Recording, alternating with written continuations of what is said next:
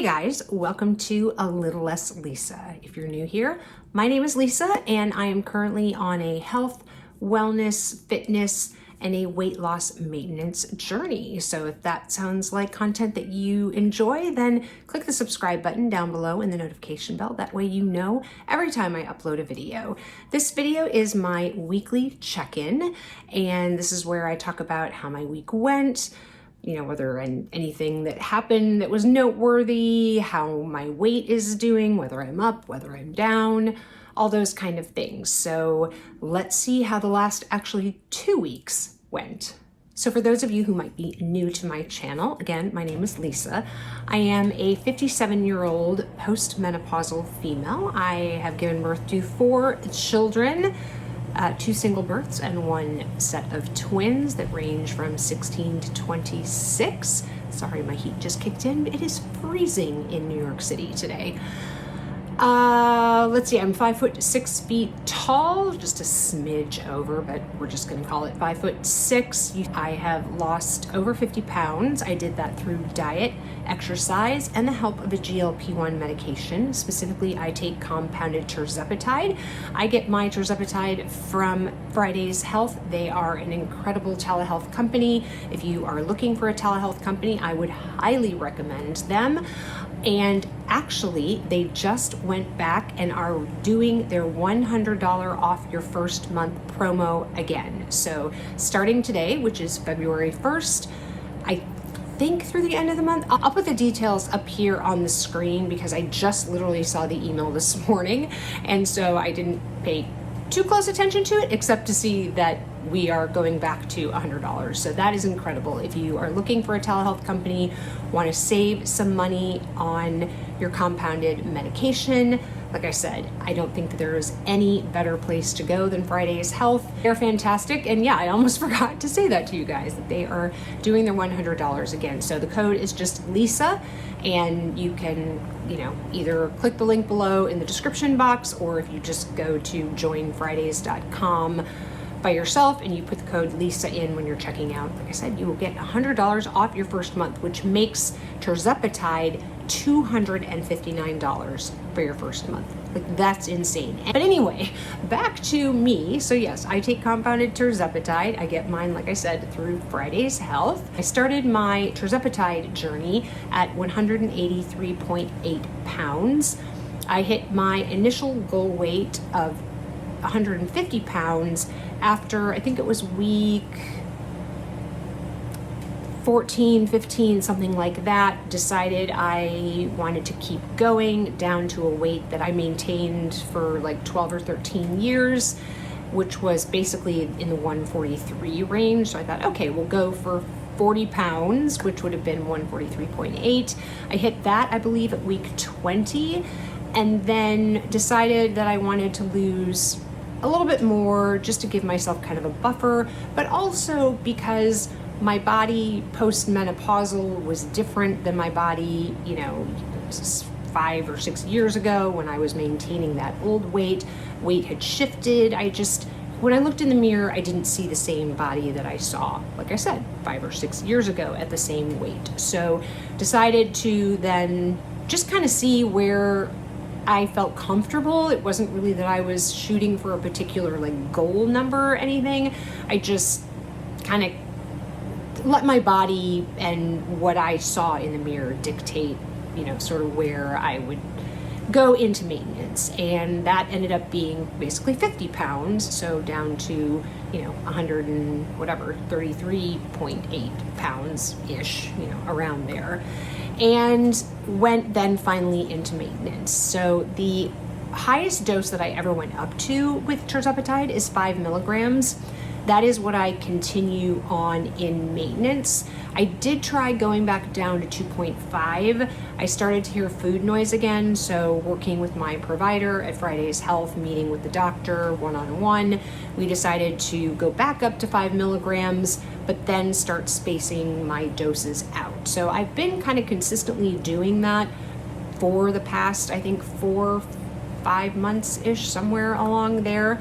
And it's been working really well for me. I've gotten up to like 12 days, I think it is the longest I've gone in between shots. So I did take my last shot on Sunday the 26th. I will not be taking another shot at all this week because I am scheduled for surgery, which we'll talk about here in a minute, on February 5th. So my internal medicine doctor wanted me to be off the medicine for a full week. This will end up being like 11 days, that I will not have taken in a shot, so which is just fine. Like I said, that's kind of normal for me anyway. So that is that. So that's kind of the background, just so you know. Let me give you a little health update. So the last time I spoke with you all was a video that I did to give you an update on what things were happening. So again, if you're new to my channel, I am scheduled to get skin removal surgery. So I'm having brachioplasty, which means removal of excess skin on the arms. I'm having a breast lift, and then I am also having my breast implants removed. So I've had these implants for about 21 years or so. They don't need to be removed, but I feel like their size is a little too large for my frame now. When I got these originally, I was probably 30 to maybe 40 pounds heavier than I am now. And it just, they're just very large for my frame. So we're going to take those out, and, we'll see after I heal whether I end up putting new implants in. But for the time being, we're going to do a lift and remove those and just see what kind of breast shape and size I am once that's all healed and done. Now, I have had several bumps in the road in trying to get clearance to have this surgery. So the first bump was running into an issue with my mammogram. Obviously, the surgeon wanted me to have an up-to-date current mammogram, which is fine. I needed to have one of those anyway. Since he's going into the breast, he obviously wants to make sure that there's no cancer in there. And my initial mammogram showed an abnormality in my right breast, so I had to go back for a second mammogram and an ultrasound. That ended up being fine, so that was all good. Radiologist said no issues at all, nothing that we need to recheck or anything. So see you back in a year. So that was fantastic. Then I went to my internal medicine doctor, who was new to me because I am I've somewhat recently relocated to New York, and because one, I'm new to him, but mostly because of my familial history. My father died of a massive heart attack when he was 54. He was concerned, obviously, about my own cardiac health, given my family history, and said he would not clear me for surgery until I saw a cardiologist. So he got me scheduled very, very quickly that same day with a cardiologist. I went to see them. They did an echocardiogram that showed that I had some excess fluid around my heart, which then had him want to do a stress echo. Now, they couldn't get the stress echo approved through my insurance, so I did a regular stress test earlier this week. And at the end of that test, the cardiologist said that he saw something that he didn't say concerned him. Basically something he wanted to look at more closely, and the only way you can do that is with a stress echo so that you can actually see images of the heart and what it's doing after it's been under stress, for example, like a stress test. So they were then able to get the stress echo approved because I had had a regular stress test first. And I went back the other day, just a couple of days ago, to have the stress echo, and everything is fine.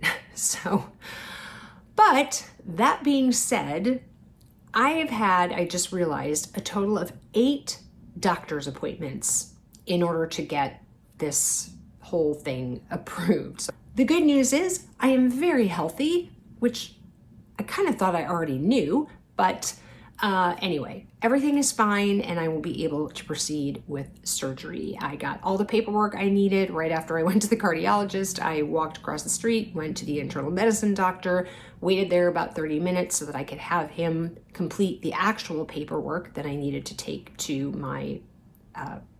to my plastic surgeon. And we got all that done, and we went to go see the plastic surgeon, and I'll talk about that whole thing in another video. So that can be more of a part of that series that I'm doing on the actual surgery. But needless to say, I have been under a lot of stress over the past, I would say, almost 4 weeks now, actually, because I had my mammogram done on January 4th, I think it was. And so it's now February 1st when I'm recording this. So yeah, almost a full month that I have been under some kind of stress and concern and just worrying, right? Because even from that very first mammogram, there wasn't, some kind of abnormality or what appeared to be an abnormality in my right breast. So from that day, it's been something. So let's talk about maybe how that stress has affected my weight, kind of what's going on. So let's get into how week 43 and 44 went. So now that you have all of that background, how things are going as far as my health is concerned, let's talk about the effect that it's had on my weight, on my eating habits, and I guess, all of that. So I did not weigh myself last weekend, one, just because of everything that was going on and just, the stress and everything, but also because I was under the weather last week. I had some kind of upper respiratory crap, kind of whatever's going around, and I just didn't feel great. So I just didn't also feel like weighing myself. So I weighed myself today. So it's been 2 weeks since I weighed myself last. Now, the last time I reported, I was back in my maintenance range. So again, as a little reminder, I lost some weight after coming back from Asia. So I lost some weight while I was in Asia, I guess I should say. And so my first weigh-in when I got back showed that I was below my maintenance range. Again, for those of you who are new, I don't share my actual weight anymore because I'm in maintenance. It seems silly to me to talk about either gaining a pound or losing a pound when no body stays exactly the same in maintenance. So I gave myself kind of a 5-pound range, sort of 2 pounds under, 3 pounds over, 2.5, whatever. It's not like set in stone is my point.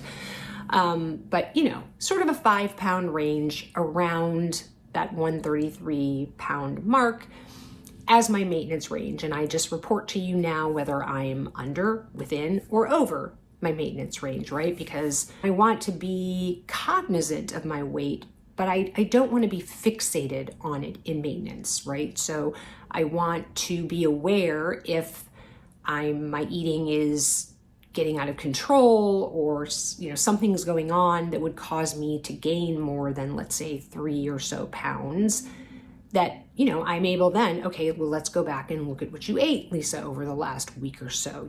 What did you do? Did you eat some stuff with a whole bunch of sodium in it? Were you eating a whole bunch of extra calories that may have caused you to gain that, to be that far outside of maintenance range kind of thing? So it's just more of a way of a checks and balances, I guess, for me with my weight, as I gauge my happiness really with my weight loss and body with how I look in the mirror to myself and how my clothes fit me, that kind of thing, not what the number is on the scale, which for me is a much healthier way of doing it.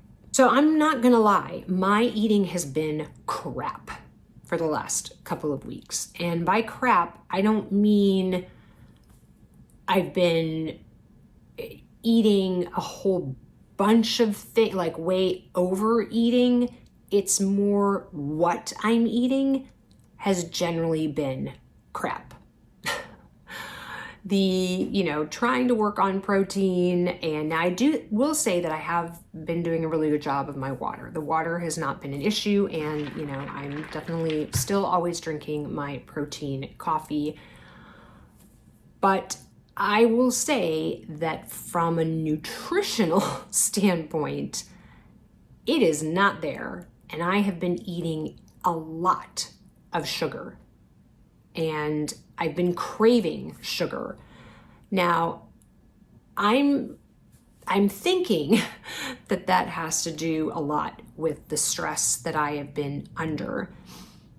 And therefore, because of that, I was very surprised when I got on the scale this morning and saw a pretty significant weight loss. Like I said, given what I have been eating. Now, do I really think what I've been eating has been overeating from a caloric standpoint?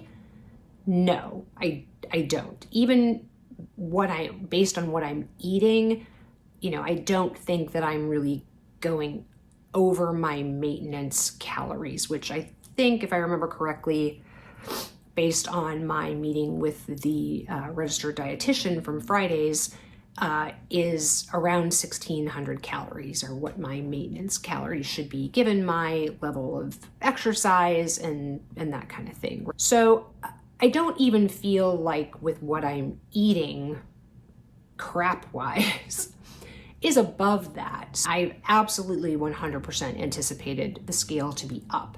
Not necessarily up out of my maintenance range, but up from the last time I stepped on the scale. Because like I said, I'm just eating a lot of crap. But I think the stress is having an impact. I don't know if it's revving up my metabolism. I don't know because of stress if I'm just like really kind of hyper and like I said, causing my metabolism to be higher than it normally is. But I lost, given my weight, a significant amount of weight over the last 2 weeks. And so I am quite a bit below my maintenance range right now. Now, obviously coming into surgery this coming week, I don't know how much I'm really going to be able to correct that. Obviously, then having surgery, probably not having a great appetite, they do have you on liquids only that first day and then soft food the second day. And then, so they kind of ease you back into regular eating.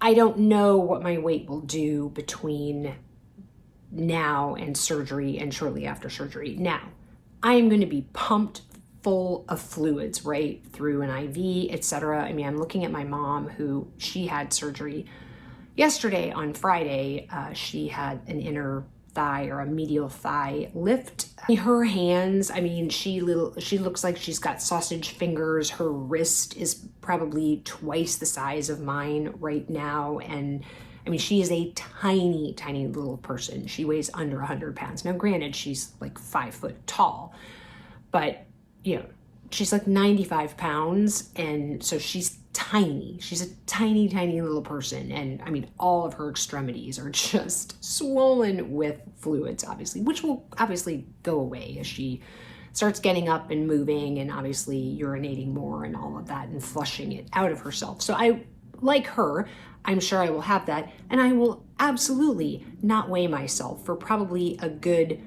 week plus or so. I mean, if I'm having surgery on Wednesday, I would normally weigh myself generally on a Saturday or a Sunday.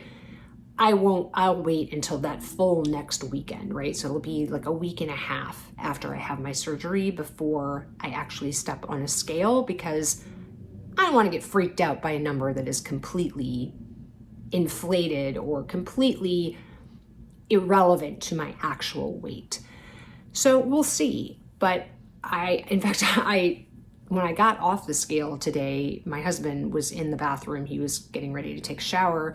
And I said to him, do you think that the scale is still accurate? Because, we've had it for, I guess, almost a year, because I bought it like pretty much right before I started my journey, which was in March of last year. So I thought, well, maybe just, it's not weighing accurately. And he said, no, it's perfectly accurate. And so he's like, why? And I told him, and then he mentioned something about losing weight. I said, I'm not trying to lose any more weight. I haven't been trying to lose any more weight. That is not my goal. I do not want to lose any more weight. Was very happy with where I was, but I did. And obviously I can't really do anything about that now. And like I said, my only explanation is the stress that I have been under. I just think that my body is, it was just, like I said, under a lot of stress with the health things that were going on. I want to be honest with you guys and transparent in that I did lose quite a bit over the last 2 weeks. I don't know if it was who knows, sort of the span of time or when I lost it, or if it's just been gradual over the last couple of weeks. But, I am definitely below my maintenance range right now. And so my goal after surgery and, once I start feeling a little more recovered, will be to try to refocus on protein, really take some of those things that my registered dietitian, some of the points that she gave me and recommendations she gave me for some foods to try, etc. Try to really start working those back into my diet so I can regain some of that weight and get back into my maintenance range. So that is my recap for week 43 and 44. We will just move forward and try to do better, right? Progress, not perfection. Let me know, how is your journey going? What are you working on? Are you now in maintenance? How are things going? Are you still on your journey? And let me know how that's going. I love to hear from you guys, so let me know in the comments below. If you enjoyed the video, I would love it if you would give it a thumbs up. It does help the algorithm. And if you like this kind of content, like I said, love to see you back here. So click the subscribe button and the notification bell below. If you want to keep on watching some videos of mine, there'll be another one over here in the corner for you to watch. And remember, kindness and hate spread the same. The choice is yours. I'll see you in the next video, guys. Take care. Bye-bye.